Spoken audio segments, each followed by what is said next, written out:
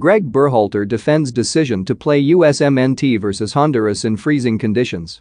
Gregg Berhalter has defended the decision to play the United States World Cup qualifier against Honduras on Wednesday in Minnesota. The temperature at Allianz Field at kickoff was a biting 5 degrees Fahrenheit, the coldest match in USMNT history.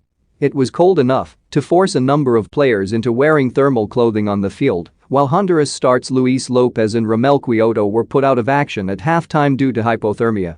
Understandably, there was widespread criticism for the choice of location for the match instead of playing in some of the United States' more favorable climates like Florida or California.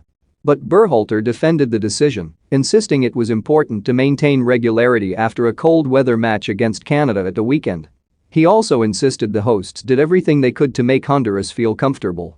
"What I would say is that we provided Honduras and their staff, and the referees, with warm weather gear. We provided them headgear balaclavas, trying to make it a safe environment for them to play in," said Berhalter in his post-game press conference via mulsoxer.com.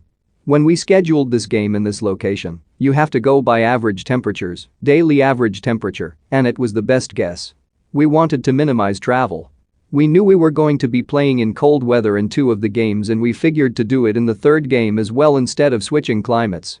A cold spell came through, and it's something we can't control.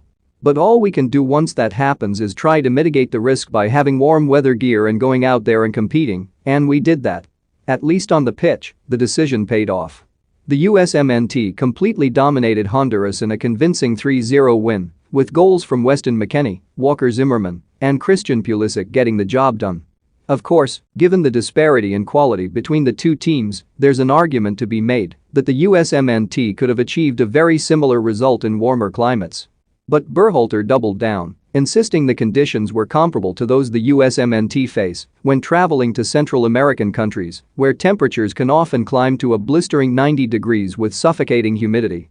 "When we go down to those countries, and it's 90 degrees and 90% dew point, and it's unbearable humidity and guys are getting dehydrated and cramping up and getting heat exhaustion, that's the nature of our competition," the USMNT boss continued. "You're asking the question, insinuating that we're the only ones playing in these types of conditions. Canada scheduled the game up in Hamilton, and it was in the teens. So for us, again, we're trying to minimize travel in this window and try to keep the weather somewhat consistent. And that was our focus. And then the 3rd thing is we want to win our home games." Following their win, the USMNT remained 2nd in the World Cup qualifying group, 4 points clear of Panama in the playoff spot and 5 clear of Costa Rica in the dead zone.